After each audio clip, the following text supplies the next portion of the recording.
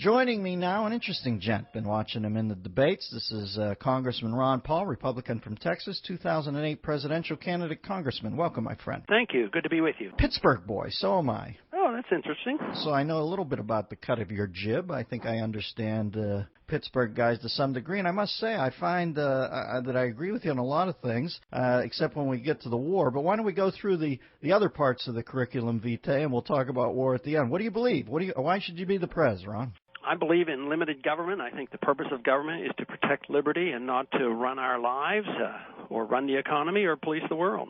Simple as that. And I think if you follow the Constitution, that's virtually what we're instructed to do. Is it true that you only vote affirmative on things that you can directly cite from the Constitution? Is that true? Yeah, that is true. That is my oath of office. Sometimes it bothers me because there are some things I would like to do and I can't do because I'm not authorized to do it. But I think you have to follow the rule of law. If you can make exceptions for it, there's nothing left to the Constitution, and I'm afraid that's where we are today. Mm-hmm. I see that you in your life, even when you were in politics, you've delivered 4,000 babies. I always think a man who first presents life to the world, sort of like almost like a debutante thing with an umbilical cord. When you bring life out like that, I always take people like that's take on abortion seriously. I saw an interesting quote where you said if you abort a fetus 1 second beforehand, it's legal, and 1 second after it's born, it's murder, and you find that strange, right?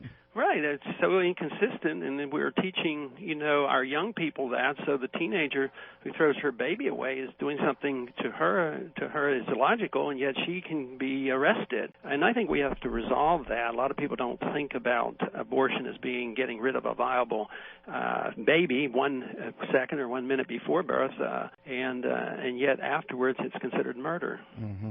I also saw an interesting thing that I liked where you said that the government should protect property and not divvy it up. Some of these eminent domain cases must be driving you up a wall, right? Oh, yeah, it's a bad trend, but I don't think we really own our property. We pay taxes, and it's sort of like paying rent. And if you want to use it, you have to get a lot of permits from Washington on down to the local government. So we don't really have control, and yet it's been proven over the many, many years that people who own property take a lot better care of the property than governments take care of it. If you look at socialism and the extremes of communism, property wasn't, taken care of. But yeah, it all goes to hell in a handbasket because nobody has any personal pride in it. And there's every reason to believe that the environment is better protected under private property rights, and that you just have to recognize that we as property owners can't violate our neighbor's property. We can't pollute their air or their water, and we can't dump our garbage on their property. So private property rights is a very good way to protect the environment. And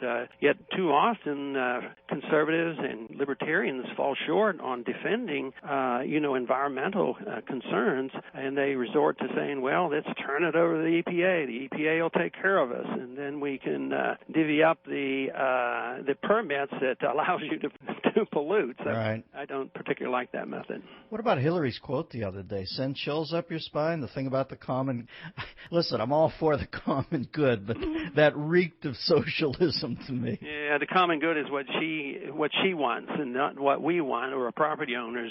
She's to define what is the common good. Yeah, well, the thing that bugs me about Hillary is her and Bill have been on the public's dime since day one. Right. They've had all the trappings of wealth without any of the messy earnings that it takes, actually. So whenever I hear her judging about wealth redistribution and that, I think, wow, could they get any more presumptuous than that? All right, let's get to the war, Ronnie, because here's where you and I go down to the same fork in the road and take divergent paths. Give me your stance on it. I guess you just want us out of there tomorrow, right? Right, because I never wanted us to go in the first place, so it's pretty easy to want to quit something that's not going well when you didn't want it to happen. What did you think was rotten in Denmark or in Iraq, as they say? Why didn't you want to go? Didn't you think it was time to get it on with radical Islam? Well, no, not really, because we had already been associated with radical Islam because of the interventions that we had pursued before. At one time, we were an ally of Osama bin Laden, one time an ally of Saddam Hussein. Yeah, but things can change in a millisecond, much less a decade. On again, off again thing is what bothers me. But the authority that was it's a constitutional issue as much as anything. The authority to go to war was transferred to the president, but only Congress should declare when we go to war. So that bothered me a whole lot. And then the two reasons they gave I thought were not valid. One was that Saddam Hussein was a threat to us, and I never believed that, and proved that he wasn't a threat. He didn't have an Army or Navy, and they were living in poverty, and they couldn't even shoot down one of our airplanes. And what about bad intention? Pardon me? I agree with you that we're not talking about like we're looking across the way and seeing the Roman centurions coming at us, but I do think that to have, after 9/11, a sword of Damocles, a bad-intentioned man, a possible expediter of terror, a possible, you know how Magic Johnson used to run the break and he was so great on dispersing the ball? I always thought this guy could help in that way. What about that we just had to take somebody who was not playing ball and smack him around to remind the world not to trifle with us? What about that? Wasn't it important to look formidable again, Ron? Yeah, I think if you felt strongly about that, you should go after the people that might have had something to do with 9/11. Therefore, the support...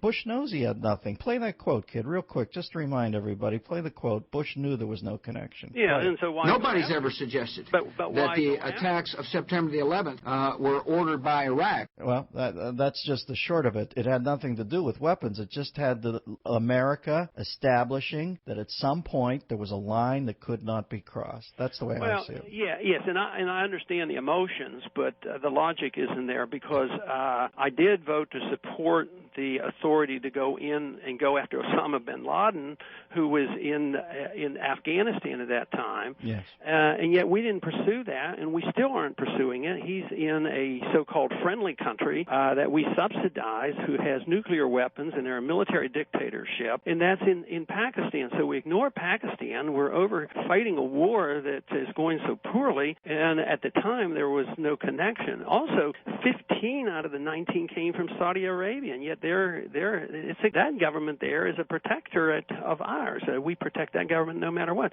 So we went after the wrong people, and we've gotten ourselves really dug into a hole, and which is about to spread into Iran. So those are the concerns I have. But the other reason, other than going after the weapons, the other reason given for this authority being given to the president was the fact that we had to enforce UN resolutions. I don't think we should go to war for UN resolutions, and I don't think we should go to war unless it's declared. And it turns out that if you just look at history since World War II, that when we go into wars carelessly and we don't declare them, we do a very poor job in winning them. And here now we've been in Iraq longer than we've been in World War II, and I think it's precisely because of our carelessness on how we go to war. Ron, what if I told you that I believe we're going to be in war for the next 50 to 75 to 100 years against radical Islam, and Iraq is the first tentative baby steps, just inserting ourselves into the equation. I don't know what you think happens if we just come back here. Now, paint the ideal scenario for me. The mullahs are mollified? Everything just goes away? Tell me what happens. If you understand what motivates suicide terrorism, you realize it's not radical Islam. The most motivating factor is the fact that they are being occupied by a foreign force. They cannot mobilize. They cannot recruit. So we are serving the interests of Osama bin Laden by him getting more recruits than ever before. Yes, there would be problems in the Middle East when we leave. Everybody knows we're going to leave because we're going to go broke. We won't be able to afford it. All empires end because they eventually go broke. But who knows? There may be a tremendous incentive for them to settle their disputes. Already, there's a large number, if not the majority, of the members that's serving in the parliament, Sunnis and Shiites, that are talking to each other, and they're getting ready to vote to ask us, to leave. The Arab League could fill the vacuum, and they've offered some peace treaties with Israel that are very attractive by recognizing Israel. All kinds of good things can happen. I think it turns into a slaughterhouse. Did not happen. That was predicted. We're trading partners, and they're capitalistic now, more so than ever before. So Ron, there's no reason to be pessimistic. What if I said that I think it turns into a slaughterhouse that's going to make the killing fields look like like a glade in the forest? I mean, would you feel? Let me ask you this: we pull out, and within a month, you start noticing that people are just being cleaved like a scythe through wheat. How do you feel? Does it make you feel guilty? I would blame it on the people who wanted to go to war unnecessarily and unconstitutionally, and they helped create the mess.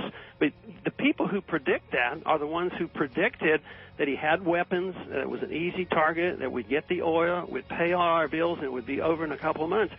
And now they were completely wrong on everything, and now we're listening to them who's saying, well, it's going to turn into a killing field.